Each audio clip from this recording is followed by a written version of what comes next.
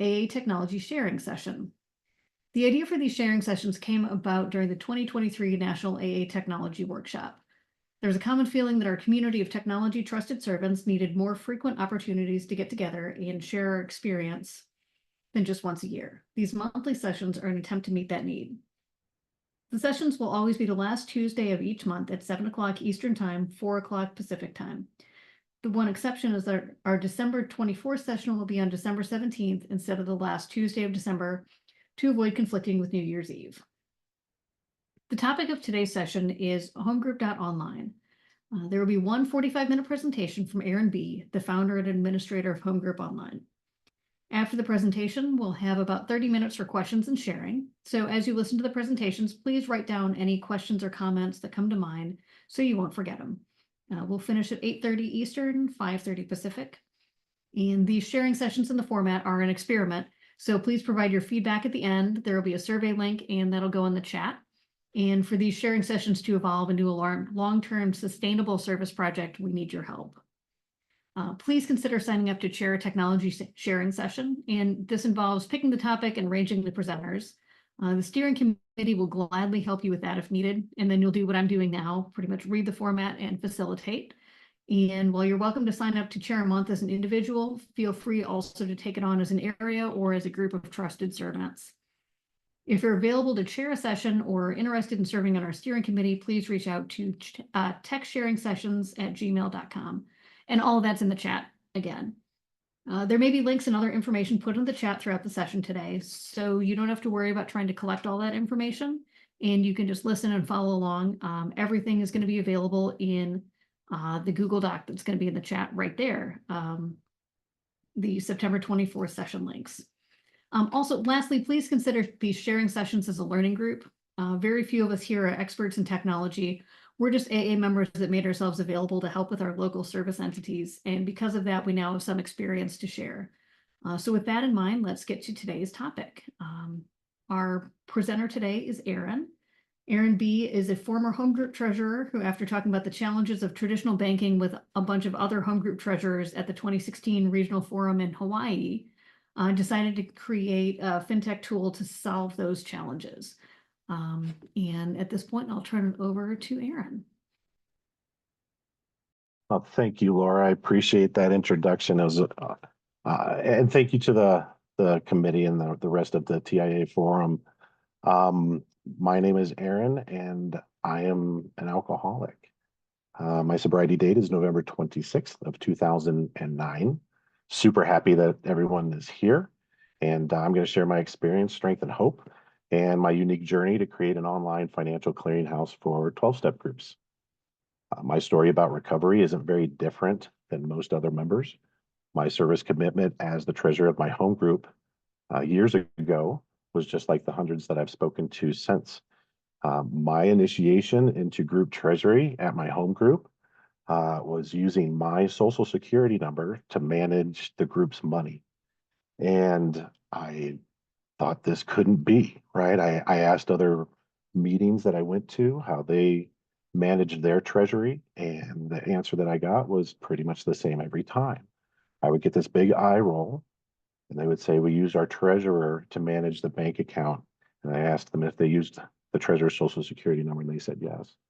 And so I also asked my local intergroup, I asked around other places, and the same answer was the same every time.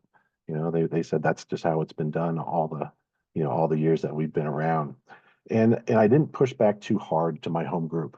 I come from a sponsorship that encourages us to try not to say no when asked to do something, right? Especially if it's a service commitment. And then I'd heard many members say, try to follow those who came before you. So I didn't push back too hard, and I completed my treasury commitment. It was a 2-year commitment, and the sky didn't fall, and the IRS didn't come knocking on the door of my home group's business meeting group conscious, right? Everything was okay. And it did leave me with a bad taste in my mouth. And that's when I started the search to find a better solution. So I'm going to go ahead and share my screen and get into the presentation. Hopefully I'm allowed. All right, can everybody see my screen?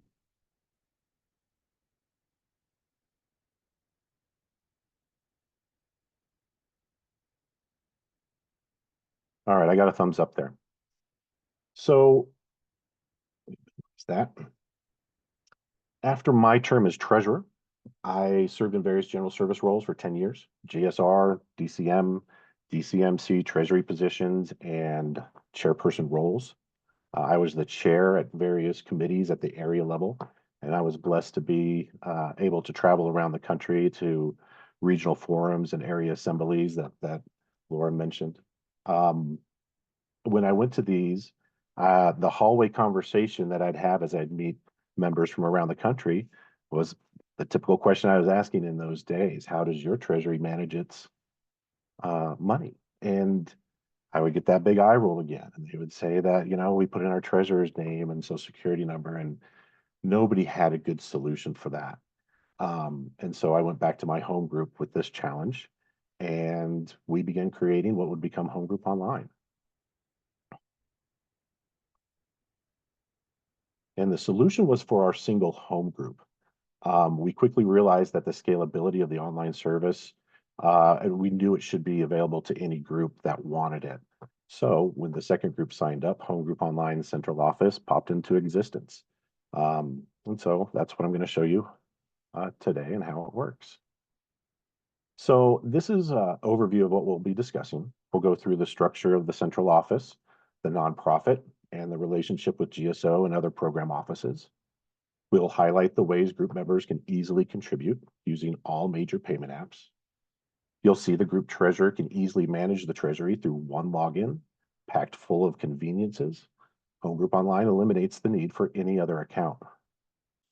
You'll learn about the services, how the fees work, what an incredible value it is, and other information unique to this central office. We'll finish up with a visual presentation of Home Group Online so you can see with your own eyes. So let's get into it. To contribute to Seventh Tradition, group members can choose their favorite app. Instead of one or maybe two options, group members get links to all payment apps. The conveniences are great. However, Home Group Online was originally created to protect treasurers and address the challenges that they face. Home Group Online directly protects the treasurers from personal financial risk. Treasurers do not place cash or electronic money into their personal accounts. Therefore, their tax ID is not required. Home Group Online accomplishes this through a business contract, and that contract protects the group, the treasurer, and Home Group Online. So Home Group Online is a financial clearinghouse with a nonprofit designation. Home Group Online functions similar to a bank with a couple of distinct differences. Home Group Online cannot invest group funds. From the moment a contribution is made, it's deposited into a nationally recognized bank and stays there, protected until the treasurer calls for the funds to be distributed. Home Group Online hasn't always been a nonprofit. Originally, it was created for my single home group. The LLC was the only corporation needed at that time. Practically having an adjusted income of $0, Home Group Online does not generate a profit, has no paid trusted servants, and its small income goes back into creating better services. Home Group Online retains the LLC Corporation as its banking branch. The LLC is fully and solely owned by the Home Group Online nonprofit and has the nonprofit status. The main DBA, doing business as name, Home Group Online Central Office. So entering its 7th year, we launched in 2018. Home Group Online Central Office is relatively unknown to most groups. It's difficult to communicate with anonymous groups that don't have a phone number. But Home Group Online serves hundreds of groups, but that's only a fraction of the groups across the country. When a treasurer or group learns of Home Group Online, questions naturally arise. So it's okay to wonder and ask if Home Group Online is an actual central office, if it's legitimate or recognized by AA and GSO. And the answer to that is yes, it is. And it makes sense If an acquiring member understands the autonomous separate entity structure outlined in the AA service manual and other GSO literature. However, if someone is unfamiliar with this, they may ask questions using words such as approved, affiliated, or endorsed. And these words have a context that's often associated with legal terms, in which they would be inappropriate to use to describe the relationship between any AA entities. Because of the autonomy, GSO does not legally approve, endorse, or affiliate with any other AA entity. GSO states that autonomous central offices and other AA entities should have friendly relations and a spirit of collaboration with GSO, without which the message to the alcoholic who still suffers would be tarnished. A mutual cooperation should exist, as referenced in this quote from the AA Service Manual. And that's exactly what the relationship Homegroup.Online has with GSO, a mutual cooperation. We want to highlight this because depending on who you ask, you may receive differing opinions. Homegroup.Online is aware that some replies to inquiries are negative. As alcoholic humans, some may prioritize their opinionated personality above the principles of our program. Members, AA service entities, all the way up to an area delegate and a phone volunteer at GSO have misrepresented Homegroup.Online. But to their credit, this typically happens when someone asks them if it's approved or endorsed, the out of bounds keywords. Simply answering no to these questions without the context can be misleading. Homegroup.Online has reached out to GSO and asked them to provide more comprehensive explanations when inquiries about Homegroup.Online are received when they use those keywords that have that legal context. The quote here is a typical response from GSO, and it's a tacit approval of Homegroup.Online. That GSO deposits checks written from Homegroup.Online and credits the group listed on the check is a tacit endorsement of Homegroup.Online. These are clear examples of the mutual cooperation that the AA Service Manual suggests. So donation versus contribution. We've had a lot of discussion at Homegroup.Online when there's inquiries about using the term donation. So many members are turned off. They see the word donate or donation, and Homegroup.Online appreciates their passion when protecting our principles. And Homegroup.Online agrees that the word contribute or contribution has a more comprehensive definition and is a better descriptor of our program. However, Homegroup.Online works with the IRS, banks, and other financial institutions that do not recognize the word contribute. Homegroup.Online uses the word donate and its derivatives whenever it's legally required to do so. And additional background information on this topic can be found on the website. So I appreciate y'all listening to some of the technical background, and let's get into how it works. So groups receive their own webpage with their group name listed. It's accessed through a URL link that comes with a QR code for scanning. Members simply use the link, select their preferred payment app, and their contribution goes directly to the group. That's it. Contributing Seventh Tradition is as simple as that. Cash contributions remain the same. Typically, a basket is passed around. And in good program fashion, I'm going to use one of our catchy phrases. We can do together what we cannot do alone. All contributions from all groups are received into one account. A single bank account, a single Venmo account, etc. The back-end software at Homegroup.Online separates each individual contribution and allocates it to the group intended. That simplicity that the members receive extends to the treasurer and to the group. Only the Homegroup.Online account is needed. All accounts are managed by Homegroup.Online. Treasurers do not need to use, maintain, report, or manage these accounts. To deposit cash from the basket, each treasurer receives a personalized ATM card used to deposit Seventh Tradition cash into their Homegroup.Online account. The card number is used to allocate the funds to the intended group. To receive contributions using Homegroup.Online, each group selects an acronym to be used as their permanent group code. The group code serves two functions. First, it's used to navigate to your group's contribution page. It's Homegroup.Online/group code. Second, the group code is required for contributions that come in through Zelle, Venmo, and for checks. More about this will be revealed during the visual presentation.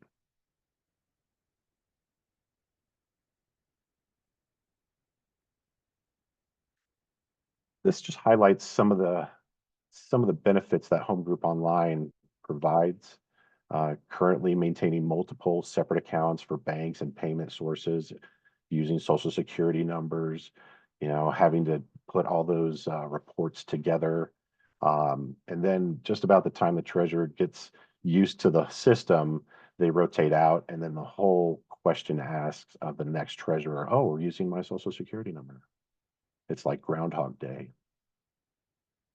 So eliminating all other accounts, no social security number, 98% of Homegroup.Online is automated, and to rotate to a new treasurer is a simple password reset. So not so much technical. Homegroup.Online is contractual, and the agreement that the treasurer representative has with Homegroup.Online puts in protections for the group, for the treasurer themselves, and then it also protects Homegroup.Online. It states that the funds belong to the group, right, and not to the treasurer. Most groups don't have a contract with their treasurer, right? So the treasurer is responsible for the money, and the group has no way to kind of show that that money is actually theirs. And with the contract, the group has the final authority to not only elect the treasurer, but in the event the treasurer is no longer available, they can replace that treasurer. The treasurer is required to give a little bit of personal information up to, but not including, their social security number. They're authorized to manage that ATM card in their name and in Homegroup.Online's name to handle the cash. And then they also go into the Homegroup.Online account to set up payments, and that's using Chase bill pay feature. So collecting contributions. Collecting electronic contributions is 100% automated. Treasurer doesn't have to manage accounts. Treasurer doesn't have to do anything at all. They simply just watch the account balance grow as contributions come in. Excuse me. So this is what a typical account looks like. Contributions come in with a date, how they came in, what service, the transaction number, the initial amount, vendor fees, which we'll talk about here in a second, and then the Homegroup.Online fee as well. The net amount gets added to the account, and the account balance grows. Again, the Chase ATM deposit only card is used by the treasurer to literally take the cash from the basket and get it into the account. The card number allocates those funds to the group. So setting up a payment is one of the unique features about Homegroup.Online. So as you look at these images, if this looks like an e-commerce account, you're absolutely right.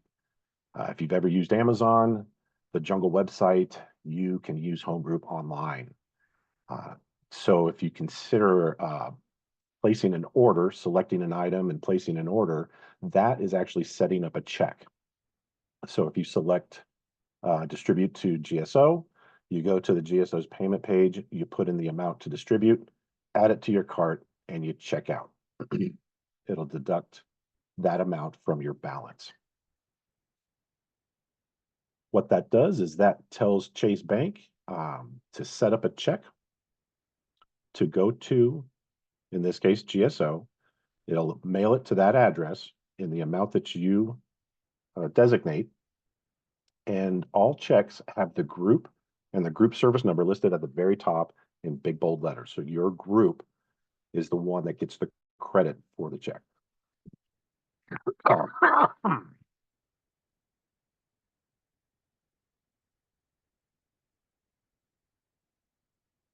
Fees for service. There's two fees. There's a vendor fee and then the Homegroup.Online fee. Vendor fee is the fees that come from PayPal, credit card, Venmo, Cash App. Whether you use Homegroup.Online or not, those fees are always going to be there. They get taken off right off the top. So Homegroup.Online never takes in those fees that the vendors takes off of the gross amount of the contribution. Zelle, cash, bill pay, and other checks do not have a vendor fee. So those are free services. There's no company that's taking their share. But Homegroup.Online does charge for the service. It keeps the doors open, but it's less than a penny on the dollar on contributions. So for example, if your group brings in $500, you're going to pay just over $4. So in addition to the check writing, the payment contribution sources, Homegroup.Online provides the legal entity for all the participating groups. We monitor the bank accounts and the electronic payment accounts, the websites, the security for the websites, SSL certificates, etc. And then we coordinate the volunteer services for these. So this is kind of what we found that happens at most of the groups that I talked to when I was traveling around the country. The questions arise, about tax and legal aspects, and the disclaimer that Homegroup.Online has to put out there is that we're not a legal advice company, right? We're not attorneys, and we're not a tax attorney or even a CPA, right? So we're not allowed to give legal or tax advice, but we have compiled some information that we've learned about how things work within the AA and on up to central offices and the entities that do have a legal status. And so basically most groups and treasurers themselves, they're not a legal entity, right? And so without that, they cannot claim exemption, and all contributions are considered taxable income. So a question arises with that peer-to-peer electronic collection, right? So Venmo and PayPal both have that peer-to-peer, and there's no fee. That might not be appropriate for a 12-step group. That might not be considered a peer-to-peer activity. Homegroup.Online was set up as a business. And so we follow all the business legal aspects that, PayPal and Venmo and the IRS want us to. And I mentioned this before, groups typically don't have a written contract with its treasurer. So this is a unique central office. The differences being, Homegroup.Online central office is national in nature. We don't have a hotline, phone line. We don't do meeting lists. We're a one-trick pony. We do financial services. And so we just kind of want to make it clear that, it seems very automated and very sterile if you go and look at it, but I personally talk to every treasurer who signs up, and there is that personal connection. And I'm with the treasurer before registration, during registration, after registration.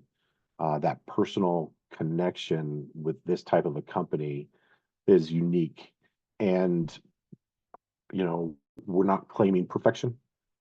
When challenges arise, and there has been challenges, the we're more than willing to address those and try to make wrong right, or try to make right or wrong. And that brings us to the next part of the presentation.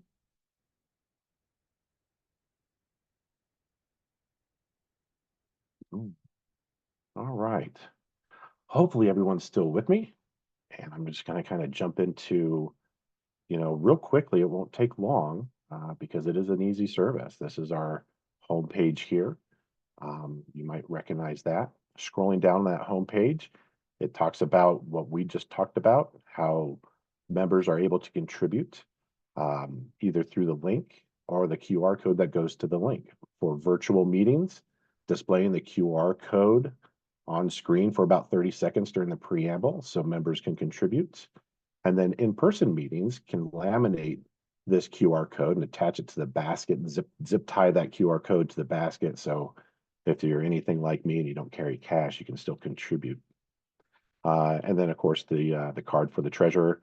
Sending payments are super easy through Chase Bank, and the transition to the next treasurer is really easy. So this is an actual example of one of the groups that uses Homegroup.Online, the Patio Group. And they're out in Phoenix, Arizona. But we talked about the group code. Their group code is Patio. And so when you go to Homegroup.Online patio, it takes you here. Actually, it's a subdomain using one of the words donate, but it's all the same place. And this is where members go to contribute. They can come in here and they can contribute by credit card, $1, contribute one time, takes you to the payment portal that lists the patio group, the dollar amount, and then they can put in their card information. They can also set up ongoing monthly contributions to various amounts. That way they can just do this once, and monthly it automatically contributes to the group. It works the same for Google Pay and Apple Pay. PayPal will actually link to a PayPal page for the patio group. So Homegroup.Online, this is a patio group contribution. So when you use your card or your PayPal account, it knows that it's to be attributed to the patio group. Now, Zelle, Venmo, and Bill Pay all require the group code to be put in the note section. So when members click on Venmo, they get a big flashing red sign that says, please put patio in the note section. Same thing with Zelle. If your bank supports Zelle, there is a note section. And the reason why these notes of your group code is important is because Homegroup.Online needs to know where the contribution came from. Homegroup.Online gets hundreds of contributions coming in, and a contribution from John Doe, I won't know who to attribute, the computer won't know who to attribute that contribution to. So there's a slight learning curve regarding Zelle and Venmo, but typically the individuals who are used to paying with these sources understand the necessity of that code. And that's really one of the only quirks to to the contributions that the members see. Now we're going to get into some of the treasury services, right? So not all members are going to know the ins and the outs, but for treasurers who sign up, this is their specific page, and this is the representative treasurer page for patio group. It's simply your group code with REP standing for representative. And the flashing sign that says log in, treasurers will often forget to log in and they'll go to make a payment and they can't check out. And then they call me and they say, I can't check out. I say, did you log in? And then they go and they log in. So you'll see these icons, and the patio group over the years have set up their own icons. They meet in a church. Obviously, they contribute to GSO, their local intergroup, and then they have a couple of individuals here. These icons are used to set up new payments. So if you're just going to pay somebody one time only and you're never going to pay them again, you'd use this icon. But if you want to pay somebody now and then add it to the list above, you would use this icon. And in this icon, you put in the recipient and their address.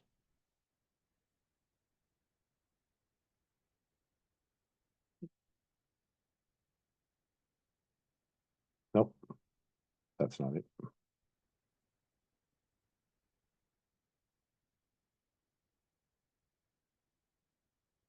And you put in the amount that you're going to distribute to them. So say $100, you add it to your cart.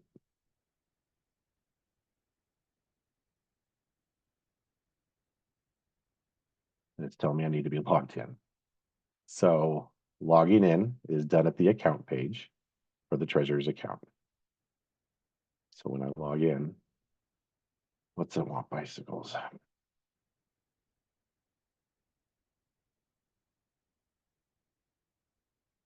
Now when I go to check out, it's still telling me I need to log in. Oh, it must not have taken. Technical difficulties, please stand by. It will ask you to review the terms and conditions. And now it should proceed to checkout. So here's your Jane Doe recipient at the address and the amount that you provided. It'll tell you what your account funds are available, and then you simply place your order. And again, this tells Chase Bank to cut a check to this recipient in this amount to this address. And then it lists the group name and the group service number if it's available at the very top of the check in big bold letters.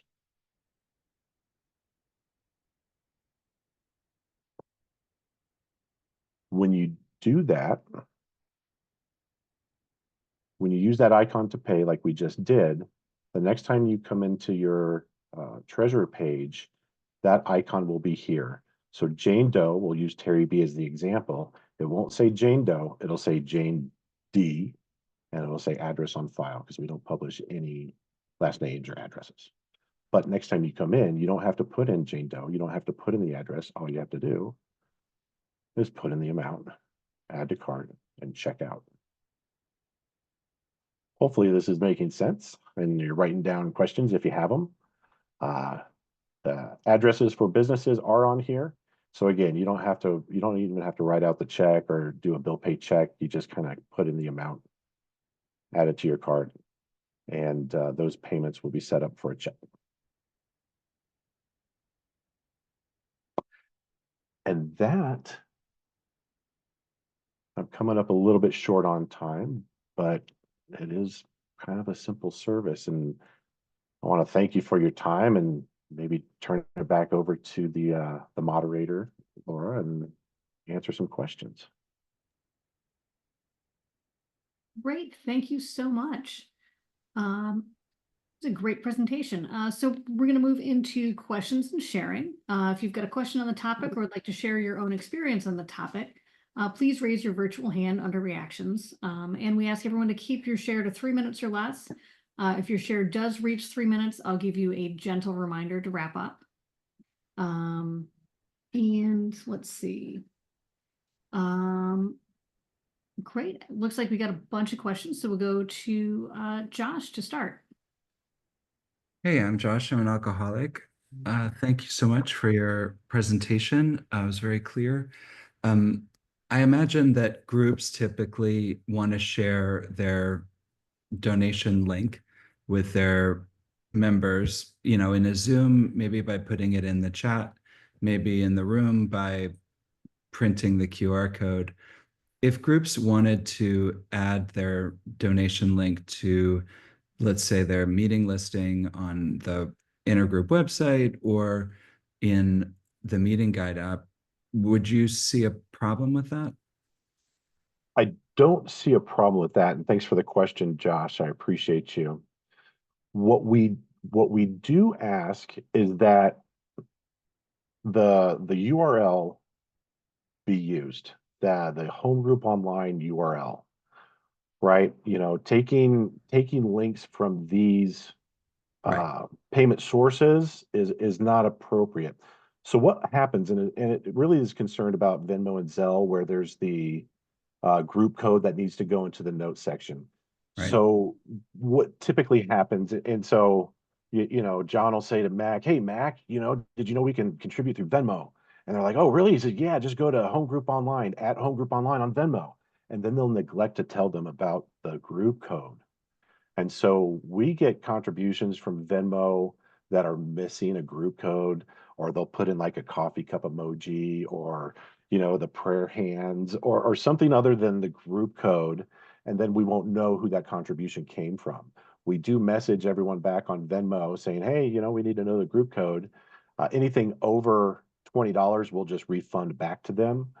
But that's the challenge. And so the disclaimers on here as well, right? There's disclaimers. This gets updated every now and then, and even the payment sources, right? May change. So we recommend using this one link for the group, and you can put that on a website. You can publish it. This is your page. Does that make sense? Great. Thanks. Okay. Hey, thanks. Next we'll go to Janine. Hi, thanks for the demonstration. It was really informative. What do you do to present your treasurer report? We have our monthly business meeting. We present our treasurer report. It reflects our Zoom account, deductions. It reflects coins and cards that we send out from the group to anniversaries. So how do you present that at the end of the month if you wanted to, for acceptance of the treasurer report by the group? Sure. Thanks, Janine. Another good question. So when we look at the treasurer's account, and this one's going to be different because it's an administration account, but here is again what that looks like. So when you go to your account page and you log in, this is what you see. You see your account balance. You see all of these transactions. What most treasurers do is they just simply copy and paste all this into an Excel file. You can tell these are all comma separated, right? So if you want to get granular on the fees and stuff associated with the contributions, you can do that. Also for orders, so there are a little bit of challenges. This is a WooCommerce ran on WordPress, and for those of you who are not technical, it's just how the website is ran and the software that is used. And sometimes there's challenges. WooCommerce isn't the best. It's not perfect, and so there's a separate list of your orders, which again are the checks that you have written. So in this case, there is $165 total for 3 checks that are written. And if you click on it, it'll get granular on who those 3 contributions were for. We originally had names of individuals, like who this contribution came from, but we ended up removing that because treasurers wanted to use this list and they didn't want to publish the names of the contributors. But since we list the date, the amount, and the transaction number and the type of transaction, groups can provide that information, or if the contributor provides that, hey, did you get my Venmo payment? It ended in 17641. So they're able to do that. And so that's what most groups do. I have thought about creating a separate Excel Power Query to, in aggregate, do a group monthly statement. It's nowhere near being close or even being started, but it's not out of the question in the future.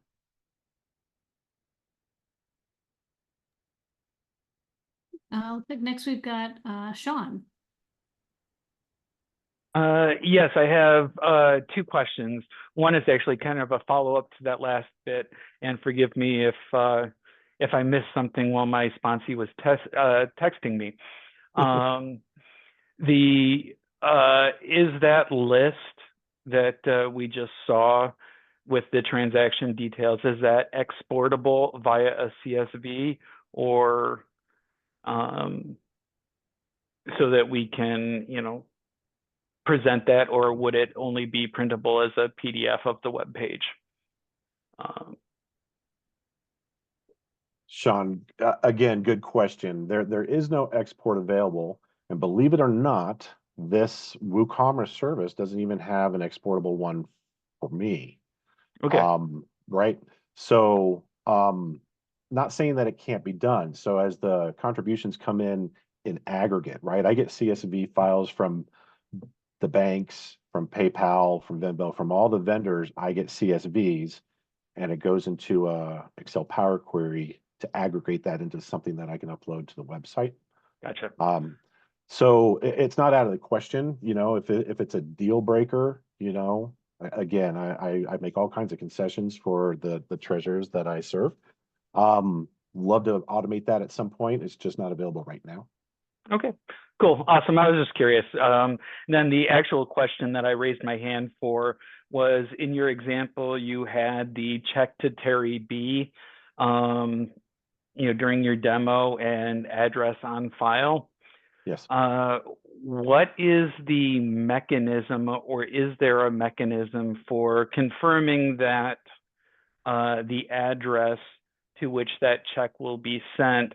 Because we, hopefully when it comes time to send Terry B another check, we are confirming that address in case Terry B moved. Sure. Great question. So, we rely a little bit on USPS to be forwarded, right? Terry B is expecting money, and so hopefully he'll keep up with that. Worst case scenario, checks get returned from the bank when they, are lost in the ether. Homegroup.Online, if it's an individual, we'll reach out to the group. if it's so every now and then my local area, shout out to Arizona area 03, they'll change their PO box, right? When they rotate the treasurer lives in another city, and they want the PO box to change for them. So again, we rely a little bit on forwarding, and you know, if that contribution comes back, right? If the check gets returned by the bank, then we'll do a little bit of research and see why. Okay, cool. Yeah, awesome. Yeah, I was wondering, what facility, if any, is there to do the equivalent of editing your address book? So, or if it's just a matter of deleting Terry B and then re-adding a new thing, with Terry's new address. So, okay, cool. But I assume you guys have a mechanism somewhere. So, just curious. Sure. So the icon will not change, right? It's a Terry B icon, but if you're aware that Terry moved, you just simply shoot us an email and say, hey, here's Terry B's new address for so-and-so group. And then we'll go into Chase Bank, because that's where the checks are issued. Terry's full name and address are on file for the bill pay. We'll go in and we'll update Terry's address at that point. Good question. And next we've got Mike. Hey, Aaron, thanks for an excellent presentation. Is it okay if I ask you several questions? Sure. Within your timer. So perhaps the most important question, and you may have covered this, I came in about 5 minutes after you started, I think, but how deep is your bench? In other words, how many folks are working in or on Home Group Online? In other words, if something were to happen to you, the whole spirit of rotation story. Sure. So that's actually two questions. So the bench is one person deep, right? I spend about 20 hours a week reconciling the accounts for Home Group Online, adding new groups, and so forth. There was a thread in the TIA forum that asked this very question. The key holder. If you're hit by a bus question. So the entities, the nonprofit, the LLC are in multiple people's names, as well as the bank accounts are in multiple people's names. And in the in the unfortunate event of my demise, worst case scenario, these individuals would go into Home Group Online, look at all the account balances, and go in and cut a check back to all the groups. And at that point, Home Group Online would be closed down. I hope that doesn't happen. That would be a little bit out of my control because I would be dead.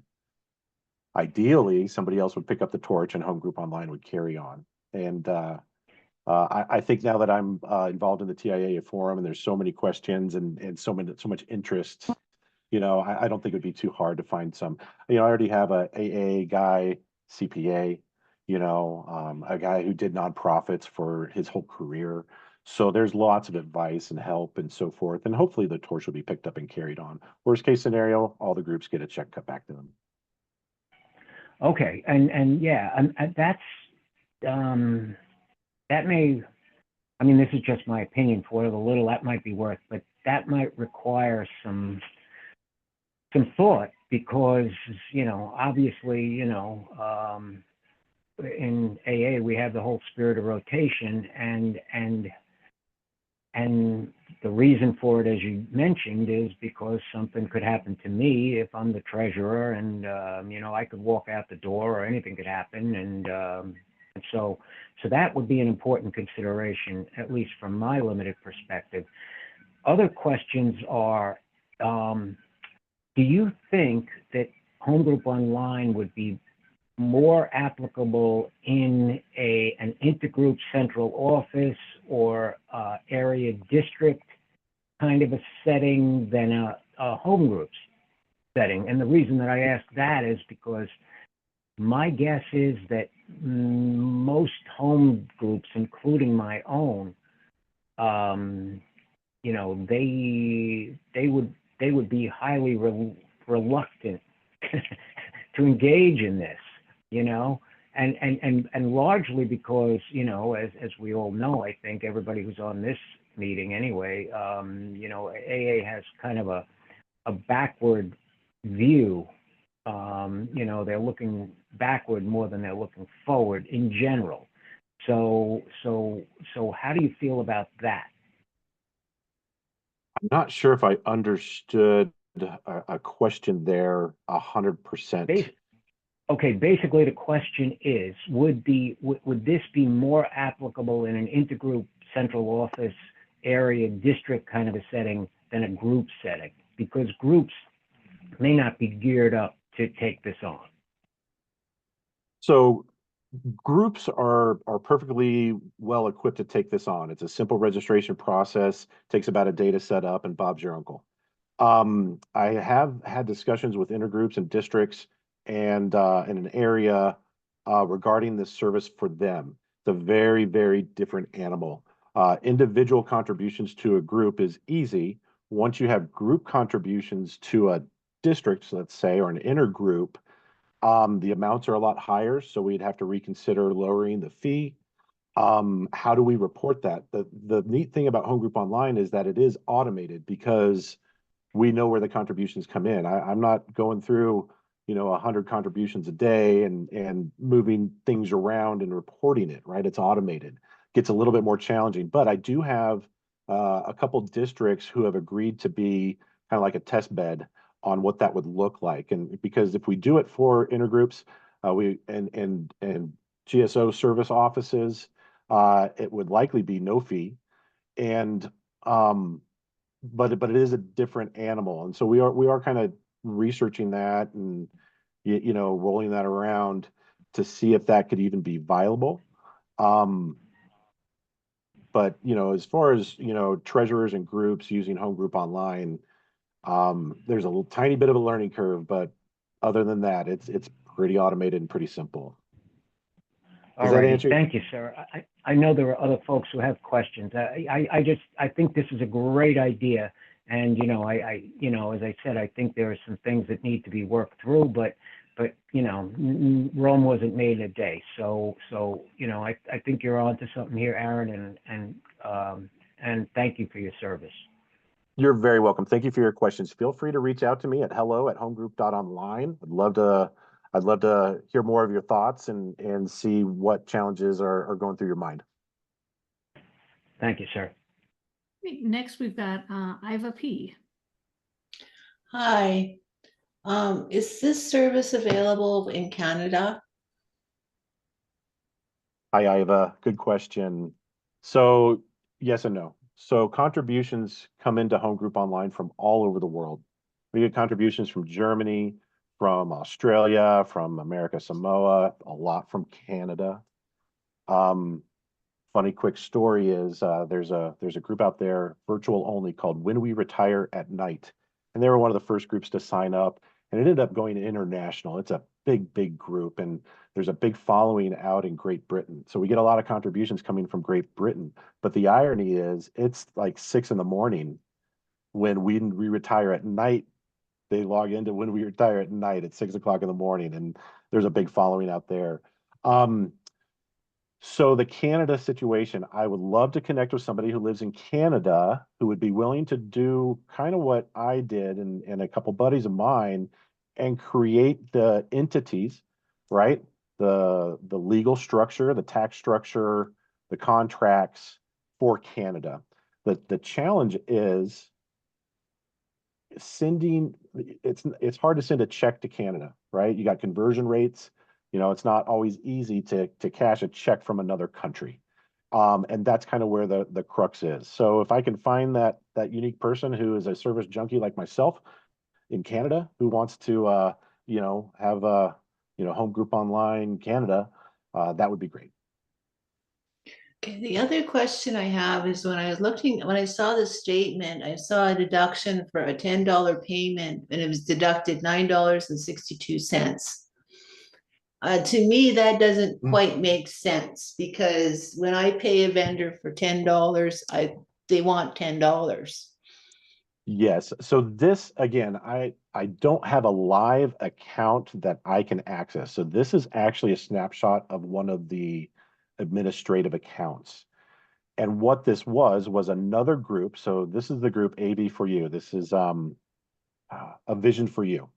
Another group, a sister group of AV for You, wanted to contribute to that group. And so that's why you see this debit. This actually got put into another account, and I may have adjusted the fees on the back end as well. So good eye, very good eye. This is an administrative account. So the typical, this is just for kind of presentation purposes. This is not a typical payment here. Okay, thanks. Next, we've got Cheryl.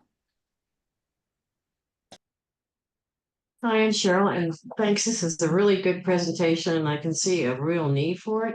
I do have a couple of questions about functionality and one traditions. So as far as the functionality is, I didn't see in the presentation any way of setting up an auto withdrawal from a vendor. Like my group pays all of its utility bills, the vendor automatically withdraws it. Is there that kind of functionality there? Unfortunately, there is not. So if you can imagine me about 10 years ago trying to research this thing and seeing how to make it work just for my home group, I had to work with the tools. I said, I think we can do this. I was running our group's website, and I said, I think we can accomplish all these things we want to accomplish with an e-commerce site. And so we're just kind of constrained. A check really isn't an order, but it is. So no, the treasurer needs to go in and physically, put in the amount and check out. And hopefully that process is easy enough. Sure. Okay, well, one more. I know that GSO has asked where possible that we make our donations electronically instead of by check. So if we send something to GSO, does it automatically actually send them a physical check, or does it behind the scenes transfer it electronically? That is an excellent question, Cheryl. So I recently there's some questions, and I was doing some research about how this actually works.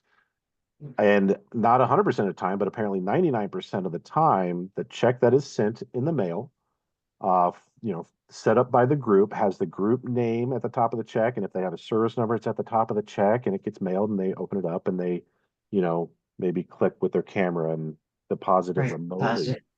I went into one of the cashed checks to GSO, and that check looked very different.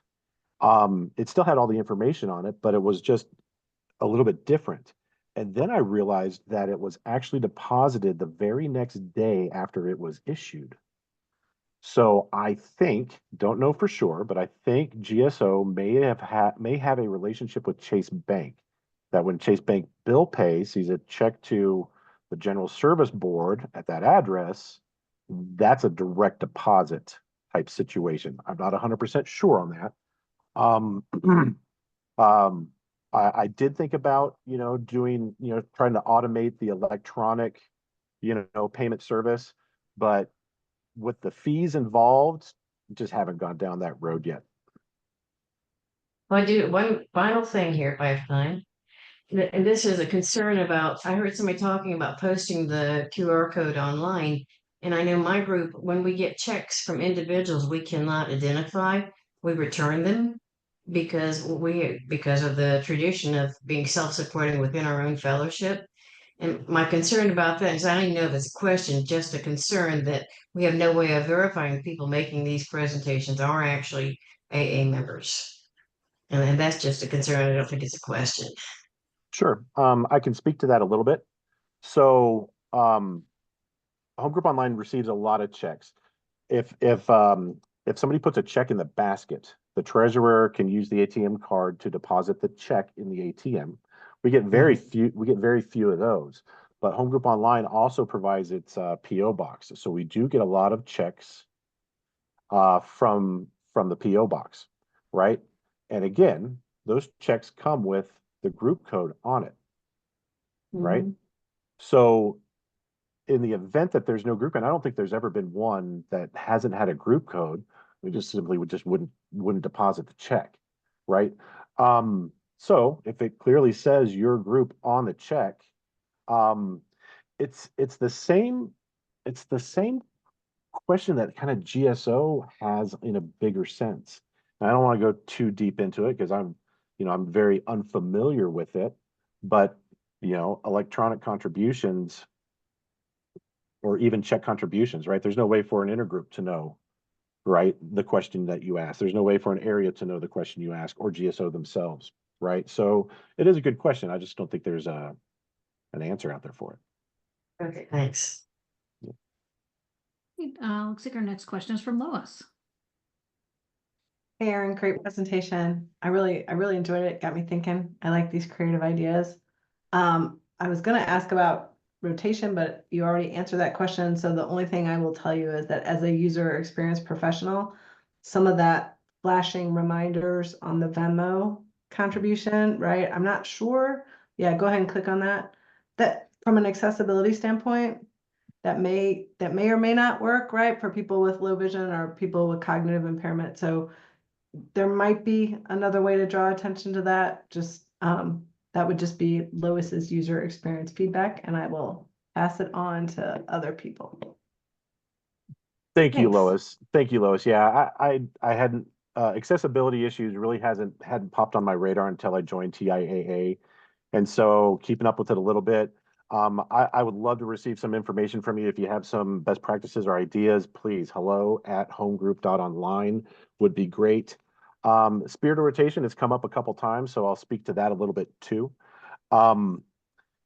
Here's the thing: we're all separate, autonomous entities. And when it comes to concepts, traditions, and norms, there's not an area, member, intergroup, district out there who doesn't bend or break a rule from time to time.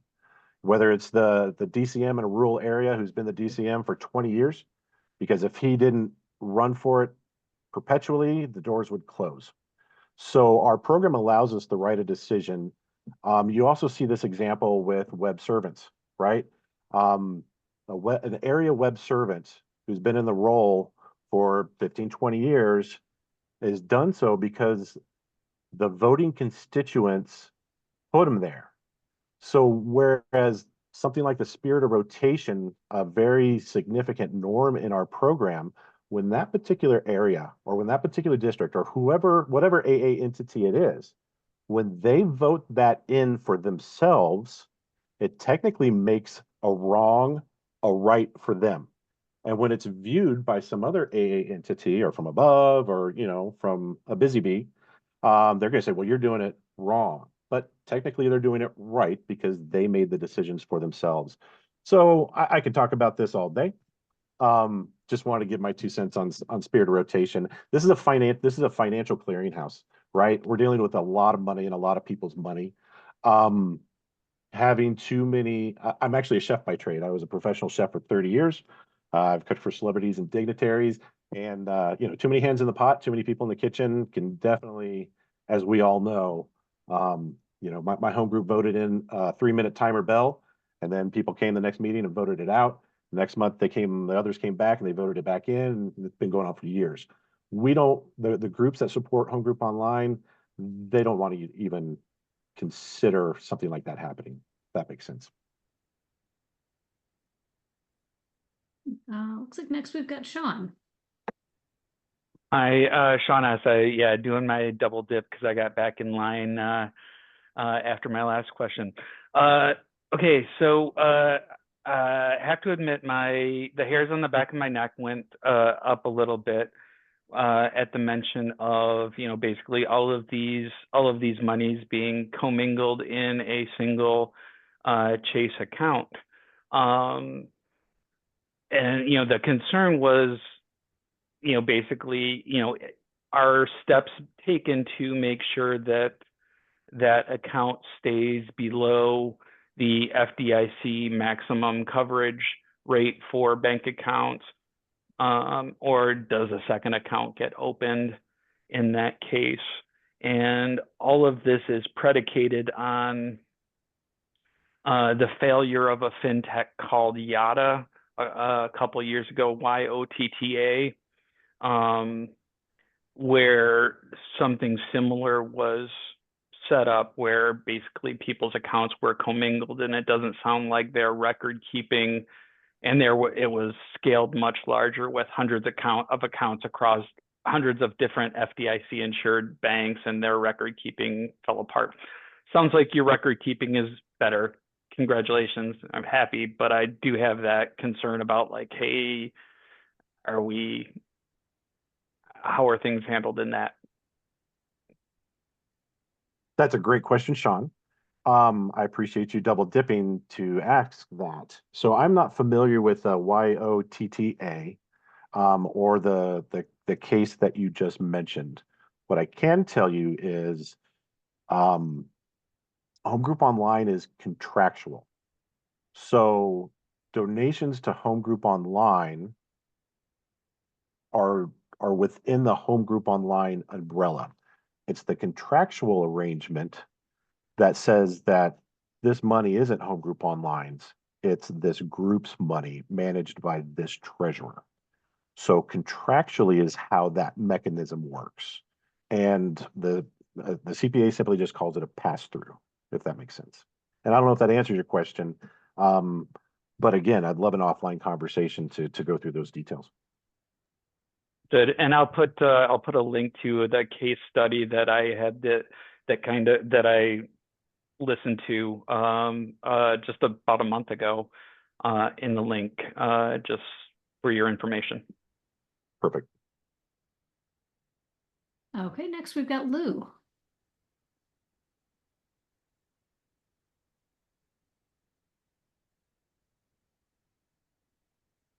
Luke, are you with us? Well, looks like you're still muted there. I sent you an unmute request. Sorry about that. I couldn't get to the right screen. Excellent presentation, excellent work. I think you've solved a very real need for us that's been out there for a long time. I apologize, I got to the meeting a little late, so you may have covered this, and if you want to just refer me to previous or earlier in your presentation, but sort of piggybacking on the previous question, I had some questions about the legal entities. I know that larger groups have had significant issues with big bank accounts and those kinds of things that have kind of gotten scrutiny.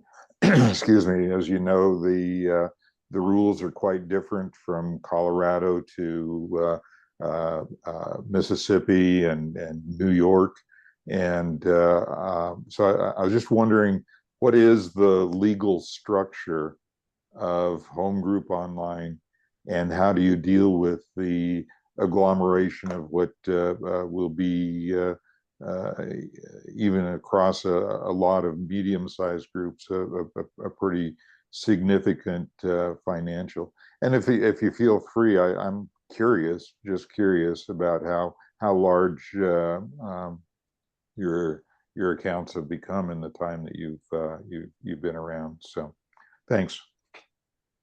You're very welcome. Thank you for the question. So it's immaterial whether it's a large or a small group. So this year, it kind of came through a few years ago, but this is the first year where $600 is the threshold of non-reported taxed income is allowed. Anything over $600 a year, IRS requires you to report that. That's whether your group's a legal entity, whether it's your treasurer. And that's because of all the side hustles out there, right? You know, people making jewelry and selling it on Etsy. And they can do that now, right? The computers are, the computer systems are good enough to understand that. And so when I researched what you're talking about, the IRS has a very good idea of what happens within the program of Alcoholics Anonymous. Number one, 99% of intergroups and districts and areas and GSO themselves have their own EIN, and they report to the IRS. Now, 99% of groups and treasurers do not have this. So the IRS kind of has a picture of the program of AA, but it's a puzzle with a lot of missing pieces. What Homegroup.Online does now, I didn't get into this in the presentation, so it's a great question. Homegroup.Online, as a matter of course, does not have to disclose individual transactions nor what groups bring in, whether it's $100 a month or $1,000 a month. The only thing Homegroup.Online has to report are the big entities that we send contributions to, GSO, the local intergroup here in Arizona, because that's where most of the meetings started at. So when an intergroup or our OIAA, it's another one. So, but we don't tell them the group, we don't tell them the individual contributor. We just say Homegroup.Online has sent this amount of money to OIAA. That's what the IRS requires. Now, if the IRS came to Homegroup.Online and said, we need this, and Homegroup.Online felt that it was needed to comply with the law, we would turn that over. So I'm not sure if I'm 100% answering your question. What Homegroup.Online does by doing that is Homegroup.Online is providing the IRS more pieces of the puzzle of the picture they already see, if that makes sense. So do you then file W-9s for any, because you could see a treasurer being reimbursed for $1,000 of literature across a year or something like that. So, and that's usually where groups have kind of gotten crosswise with or raised the notice on the IRS is somebody isn't accounting, they don't see an accounting of the income, the money that hits an individual's checking account in accordance with their income statement without a W-9 or something like that. So, sure. So again, I can't give legal advice or tax advice, so I'm kind of hamstringed a little bit. How I think it happens, the IRS has a picture of, let's say, your Etsy account, or your PayPal account or your Venmo account, right? Because all those entities report in. So a check that's issued from Homegroup.Online is simply that. Where it goes, the fact that it's a paper check and not an electronic contribution that like PayPal has to report or Venmo has to report, I think it still flies under the radar. Most groups, and it brings up a good point that, right, we're protecting the treasurer, but there might be some more steps that groups need to do. And in the works, there's two major initiatives. Homegroup.Online would love to grow and provide more services to groups. Homegroup.Online would love to be able to do that with that postcard filing for groups, right? Make them an actual entity. The mechanism would be, think of the Shriners Club, right? Where there's one office in a city with many clubs around the city, all doing kind of the same thing. The IRS will allow that central office, no pun intended, to manage and report on behalf of those individual offices, or in this case, groups. So that's an initiative that we are pulling the thread on. Would love to research a little bit more and be able to provide that service for groups. That way we can protect groups just as well as we're protecting treasurers. The way we're protecting treasurers is we're just removing their tax ID from the equation.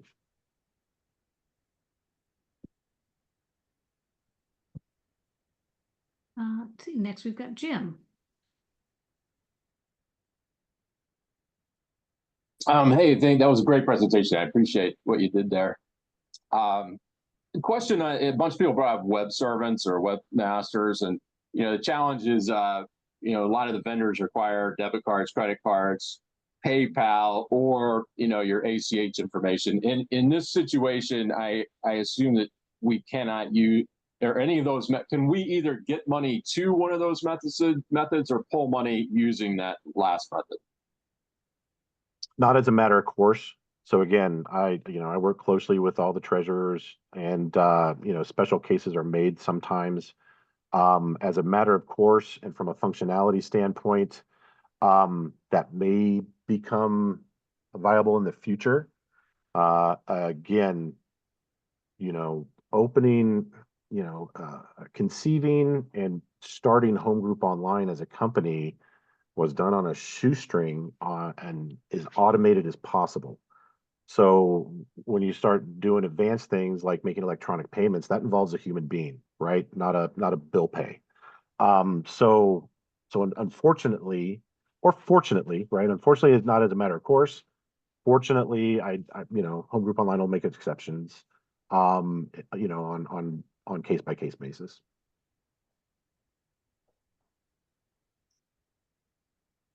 And looks like our next question is from John. Thank you. Thank you, Aaron. So I want to crawl out of the weeds a little bit. And first of all, I think you deserve honorable mention for effective use of Bob's your uncle as a phrase this morning. And the question is, in your presentation, you had a bullet point that said volunteer management. And I didn't understand the context of that. What's that about? It just simply means that I don't get paid for this. So the amounts are so small. 0.9% is a very tiny amount, even at aggregate. And I would love for Homegroup.Online to get big enough to actually pay me a salary so I can quit my day job at the insurance company, because I'm no longer a chef. I have a day job working from home. But if that ever happens, that would be a great day, and I'd just do Homegroup.Online full time. But right now, it's just volunteer work. All right, thanks. Still have a few more minutes left. Looks like great. We've got a question from Damon. Hello, and thank you for your presentation and all your volunteer work and hard work and to put this thing together. I am our group treasurer.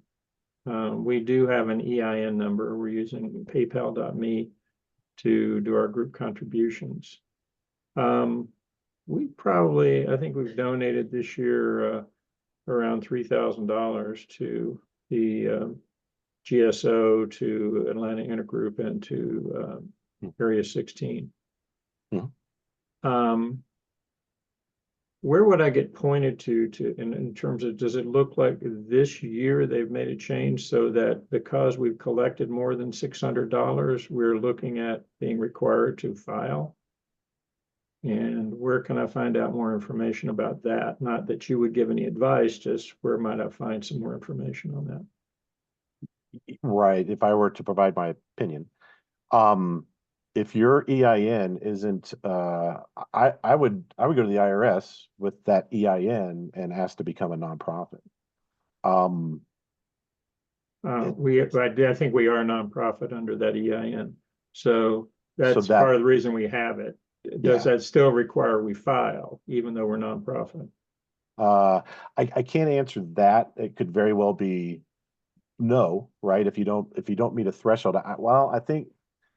I'm just asking where to find out, I think you might. It's what I was talking about before. It's a simple postcard filing, annual filing, just to tell the IRS that, hey, you're not bringing in, $100,000 in laundering money. You know what I mean? Just to kind of let them know, hey, we're still a nonprofit, we're still here. These are the amounts. I think somebody else mentioned like the code, like a 90 and 90 or something like that. But yeah, I think there's a mechanism where it's a really easy postcard filing. Just think it'd be good, on your site, if you just had a couple of references to places you could refer to that would be kind of information like that. But thank you. Thank you. Okay, our next question is from Jane. Hi, I'm Jane. I'm a drunk. And it really great presentation, and thank you for delving into something that's needed addressing for a very long time. And I also wanted to give props for the group contribution page, which doesn't advertise Homegroup.Online, quite frankly. I belong to entities that we very much pay attention to the 10th tradition and have removed things like monkeys off of email providers and things like that. So it's my understanding that if you have an EIN, the treasurer is protected. Do I have that right? And if so, does Home Group Online, are you protected? Does Home Group Online have an EIN? And my second question is about service emails. Should a treasurer have a service email that when that person, the treasurer rotates on and the new treasurer rotates into the role, could you reset the password without changing the email? Thank you. Thank you, Jane. Great questions. So to answer the last question first, no, the contract is pretty specific. We require the treasurer's personal information, their personal email address. It's a contract between an individual and Home Group Online. And then if I can remember your other question, that's one of the reasons why I went backwards. I want to confirm that if you have an EIN, you don't need anybody's social security number. And are you protected with Yes, your access? yes, I remember. Thanks for refreshing my memory. So yes, so to have a bank account, you need some sort of tax ID, either an EIN or a social security number. So if your group is using the EIN, yes, your treasurer is protected. In my opinion, remember, I can't give legal things here. And then yes, Home Group Online does have an EIN. So if you remember, I said we originally set up as an LLC. That LLC has an EIN, and the nonprofit designation is actually new this year. We just got it back in June. And so we haven't filed 2024 taxes yet. So that EIN is not going to kind of have anything attached to it. And then we're still kind of doing some of the paperwork to make sure that the nonprofit status can be, utilized by the LLC. And then hopefully eventually some of those fees will go down. I know PayPal at the very least has a lower vendor fee for nonprofits. So all that is in process. And so, yeah, that's what Home Group Online has set up and put in place, and then opened it up to, groups to share. Thank you, and congratulations. Thank you.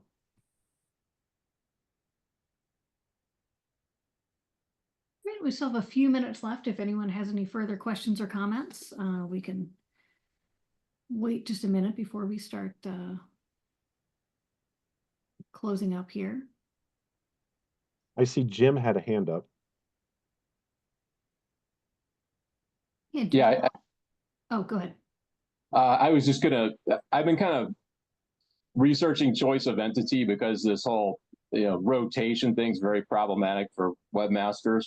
And in that process also, glean some information about filing requirements and things of that nature.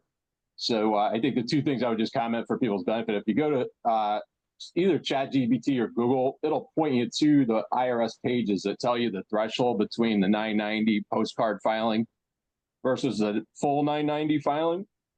And then if you just want to see an example of kind of how that looks, you can the IRS also has a site where you can pull, GSO's tax returns. You can pull, we're in Area 20, Northern Illinois. You can pull those tax returns. And then the second thing I would say is, people have talked about EINs and liability.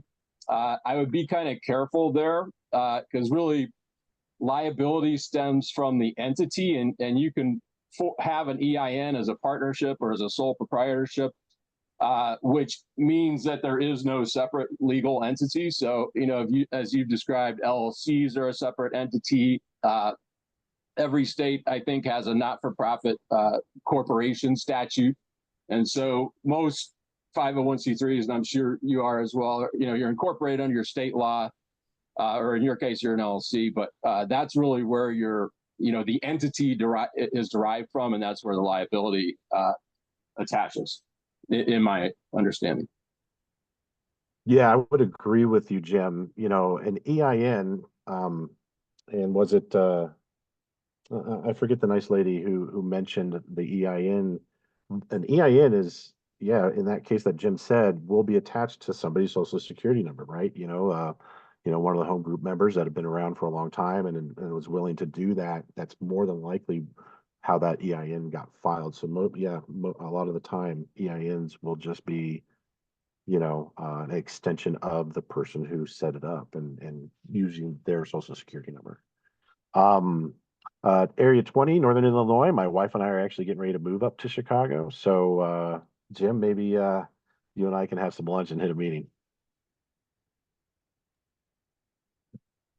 Looks like we've got a question from Janine. Yeah, it was just kind of a similar question on the structure of the corporation itself, the LLC. If it's a 503c, is it how do you, who are the members? Like who are the CEO and the officers, and how does one find that out about Homegroup.Online? How does that structure work? And is it structured at Arizona? Yes. So, I got sober in Arizona, and the companies are set up in Arizona. You gotta kind of set things up locally, and then go to the IRS and get your EIN. And so yeah, as as the spearhead, as the creator, as the manager, the volunteer, those structures are under an individual name. It's actually under my wife and I and another individual. So in case my wife and I are on the same bus. So but yeah, that's it. It's not complicated, it's not technical. But the business structures, it's a as a business, it's structured as such. So it's not a nonprofit. No, we got our nonprofit designation from Arizona, but we just got it this year. So there hasn't been a 2024 filing. So Yeah, I just didn't know about setup, like, if there's a structural setup that is I don't know if you could consider it members or how people contribute to this nonprofit. It's okay. I know every state is different. I'm just was a little interested. Okay. So if you want to contribute to Homegroup.Online, we have a button at the bottom. Right. So that just comes directly to Homegroup.Online. It looks a little bit different because it does explain that, hey, we're a central office, and our fee for service, that 0.9% is pretty small. Most groups are okay with that being the contribution for services, right? If you think about a local intergroup who buys a big book from GSO for $10 and then sells it back to you for $11, that keeps their doors open, right? That dollar keeps their doors open, and that's what, 10%, right? Our tiny, penny on the dollar, only goes so far. So the larger groups know this, groups that are bringing in, 1,000 or more, and there's not many. There's only a handful of them that do. They will come here and they'll contribute directly to Homegroup.Online.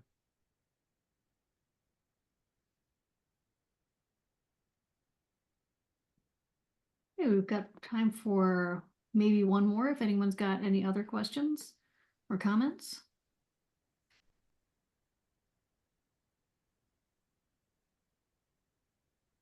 Okay, seeing none. That brings us to the end of our session. Thank you so much for your presentation. That was really informative and a lot of good information there. So Thank you for having me. I really appreciate everyone. and let's see.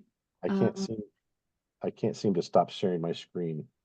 Yeah, let me see if I There, can. there it is. There it is. Okay, great. There we go.